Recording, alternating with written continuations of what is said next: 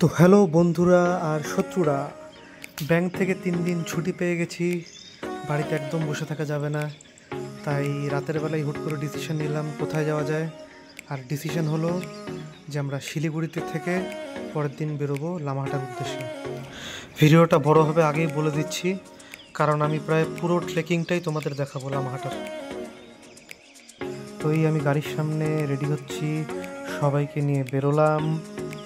তারপর আমরা চলে গেছিলাম একটা শিলিগুড়ির খুব দারুণ একটা রেস্টুরেন্ট, নাম হচ্ছে সোনার। যারা জানো না তারা ডেফিনেটলি গিয়ে ট্রাই করতে পারো। এখানে আমার মা, বাবা, দিদা, এই হচ্ছে আমার মাসি, সবাই ওখানে একটু ফটোশ্যুট করে তারপরে আমরা খাওয়া দাওয়া করলাম। যদিও সেই ভিডিও নেই, কারণ আমি খেলে ভিডিও করার কথা ভুলে যাই। তারপর আমরা নিচে এসে এই আমার গাড়ির সামনে 15 আগস্ট ছিল, ফ্ল্যাগ লাগানো। গাড়ির সামনে দাঁড়িয়ে সবাই একটা গ্রুপ ফটো তুললাম। তারপর আমি একটা আমার বডির পোজ দেখালাম। তারপর সেখান থেকে বেরিয়ে দিদাকে এক মাসির বাড়িতে নামিয়ে আমরা চলে আসলাম আর এক মাসির বাড়িতে। আর সেখানে রাতে স্টে করে আমরা পরের দিন বেরোবো লামাহাটার উদ্দেশ্যে। তো পরদিন সকাল সকাল আমরা বেরিয়ে পড়েছি লামাহাটার উদ্দেশ্যে। এই হচ্ছে সুন্দর ভিউ, তোমরা দেখতে পাচ্ছ গাড়ির সামনে পতাকা উড়ছে, আর চারিদিকে পাহাড়, সামনে নীল আকাশ। তুমি শিলিগুড়ির থেকে যেদিকেই যাও না কেন এরকমই ভিউ, আর জাস্ট পাহাড় দেখলে মনটা যেন ভালো হয়ে যায়। তো তোমরা ভিউটা এনজয় করতে করতে যাও। আমি রাস্তায় মাঝে মাঝে ভিডিও করেছি কীরকম কোথায় কুয়াশা। এই রোদের মধ্যে পাহাড়ে গেলে মনে হচ্ছে আমি কোনো ঠান্ডার জগতে মনে চলে এসেছি। চারিদিকে দেখতেই পাচ্ছ কীরকম কুয়াশা, কিছুই দেখা যাচ্ছে না পাহাড়ের সাইডগুলোতে। এখানে দেখো আরোই কিছু দেখা যাচ্ছে না, সামনে কোন গাড়ি, সাইডে কোথায় কত দূর খাদ। এভাবেই আমরা চলছি লামাহাটার উদ্দেশ্যে। তো ফাইনালি আমরা লামাহাটায় চলে এসেছি। এখানে আমরা গাড়িটা পার্ক করলাম একটা সুন্দর হোটেলের পাশে। আর এই হচ্ছে বাইরের থেকে ভিউ। এখান থেকে আমরা যাব লামাহাটা ইকো পার্কে, যেটা খুবই কাছে, ওয়াকিং ডিস্টেন্স এই 4-5 মিনিট। ততক্ষণ তোমরা ভিউটা এনজয় করো।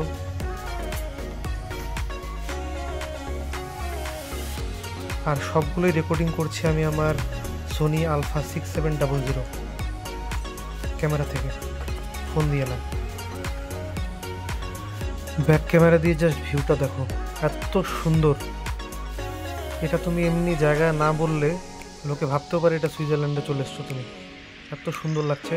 যদিও মেইন আমরা গিয়েছিলাম লামাহাটা ইকো পার্কের উদ্দেশ্যে, তাই চারপাশে লামাহাটাটা আমি ভালো মতো আর ঘুরে দেখিনি, কারণ টাইমও শর্ট ছিল। সো আমরা চলে এসেছি লামাহাটা ইকো পার্কে। বারে টিকিট কাউন্টার থেকে টিকিট কেটে 20 টাকা করে এক একজনের টিকিট। দারুণ ভিউ, চারদিকে পাইন ফরেস্ট। আমার মেইন উদ্দেশ্য ছিল একটা ঝিলের কাছে যাওয়া, যেটা আমি ভিডিওতে দেখেছিলাম। সো কী করে আমরা ট্রেকিং করে সেখানে গেলাম সেটা এনজয় করো। মুর্শিদে আজকে পেট কমবে, চল ট্রেকিং করো উপরে ওঠ। এখানে তো পায়ের এক্সারসাইজ হয়ে যাচ্ছে রে।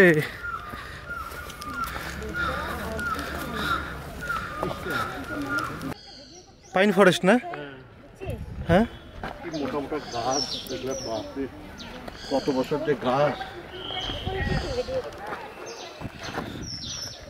চলো ভিডিও করতে করতে যাই, কিন্তু পিছনে কত দূর যাবো।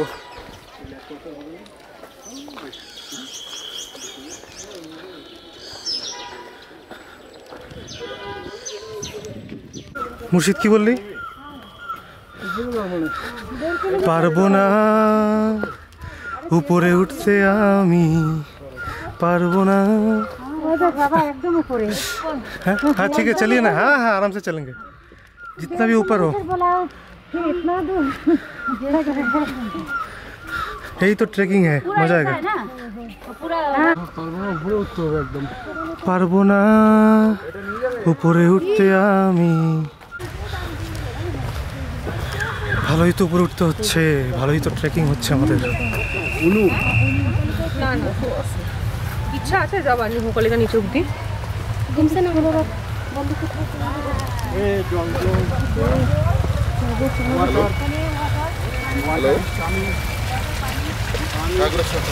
हाँ ये क्या सोनिया घटा।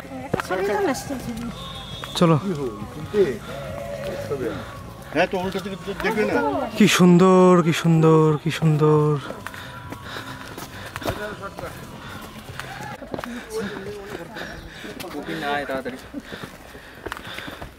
ये शॉर्टकट लेने पे कितना फायदा हो रहा है। चलो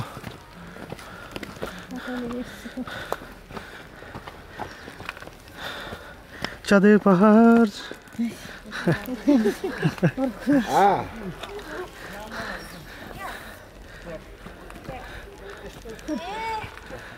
यस्तो गरेर कसरी हुन्छ हो गेछ।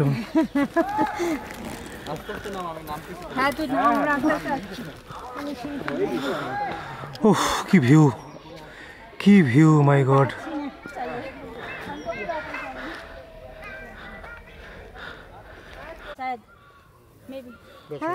हो सकता है। तो ठंडी इलाके में रखना पड़ेगा, ज़्यादा धूप नहीं है। একটা কথা জাস্ট বলে দেই, এই দিদিটাকে আমরা প্রায় গাইডের মতোই পেয়েছি। উনি ওখানকারই লোকাল আই গেস। উনি এসেছিল না আগে, উনি আমাদের রাস্তাটা দেখালেন যে গেটটা কোন দিকে যেতে হবে। তো ওনার পিছন পিছনই আমরা সবাই চলছি।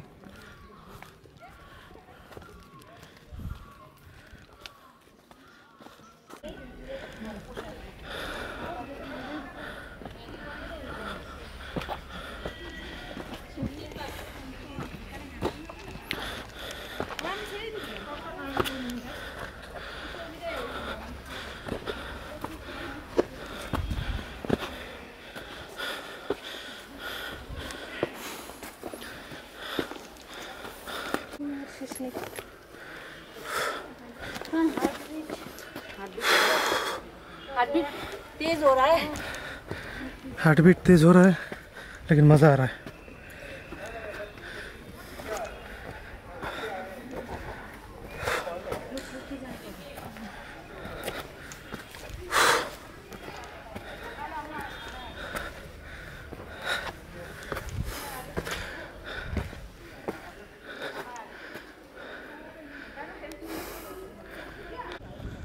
আর ফাইনালি চলে এসেছি ঝিলের একদম কাছাকাছি।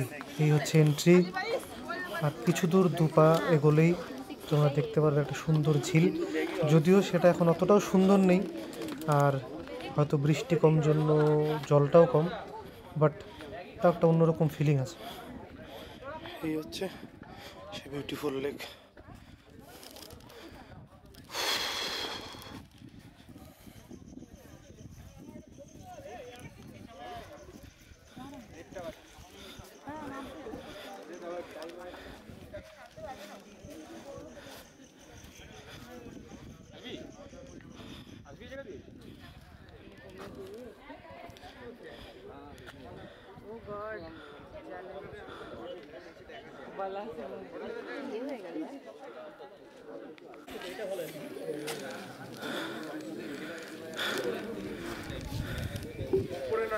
এই হচ্ছে সেই লামাহাটার লেক।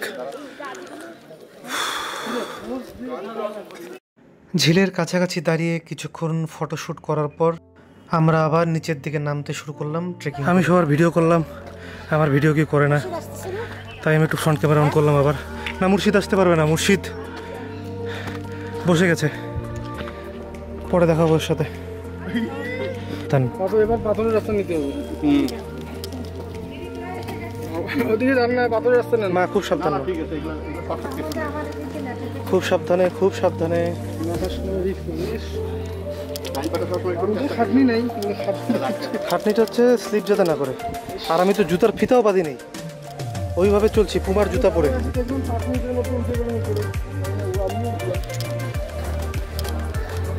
এসে গেছি না? হ্যাঁ এই তো চলে এসছেন, সামনেই ঝিলটা।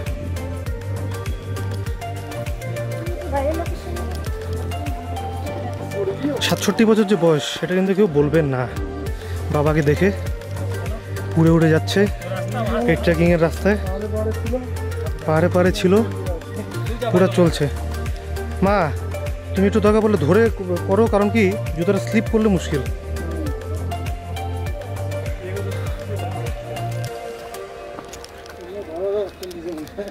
ধরার অপশান দিছে, কিন্তু অপশানটা খুব একটা ভালো না। এর উপর ভরসা করে গেলে আরও মুশকিল।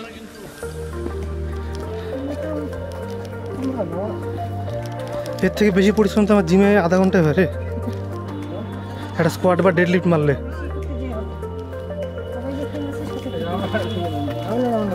চেষ্টা করলে হয়তো সবাই পারবে, কিন্তু চেষ্টা না, আমার পাহাড়ে ওঠার পর আছে না, প্র্যাকটিস আছে আগে। যাও না, এগুলো একটু জিনগত আছে, কারণ এগুলো তো আমারও লাফালাফি করতে ভালো লাগে। ওয়েট কি 5 কেজি কমবে আজকে?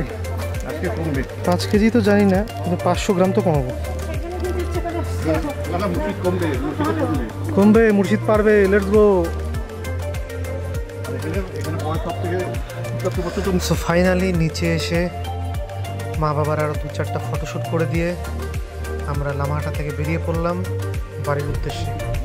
পাহাড়ের রাস্তা তোমরা জানোই কীরকম হয়, আর প্রচণ্ড ভিড়ও ছিল। কোচবিহারে পৌঁছেছি প্রায় রাত 9:30টার দিকে। তারপর আমি চলে এলাম জিমে, কারণ সানডে জিম অফ থাকবে, তাই স্যাটারডে নাইটে জিম করতেই হবে। আর হ্যাঁ, লাস্টের এই পার্টটা শুধু জিম ব্রোসদের জন্য, হ্যাঁ সবার জন্য না। সো বাকিদের জন্য আমার ব্লগটা এখানেই শেষ হলো, টাটা। আর যাদের জিম পছন্দ তারা আর 1 মিনিট থেকে যেতে পারে কী কী করলাম সেদিন সেটা দেখার জন্য। সামান্য বাইসেপস আর সামান্য অ্যাবসের এক্সারসাইজ। সো গুড বাই সবাইকে, যদি আবার কোনোদিন ব্লগ করে দেখা হবে। Till then, take care. And I know you feel me for this love that you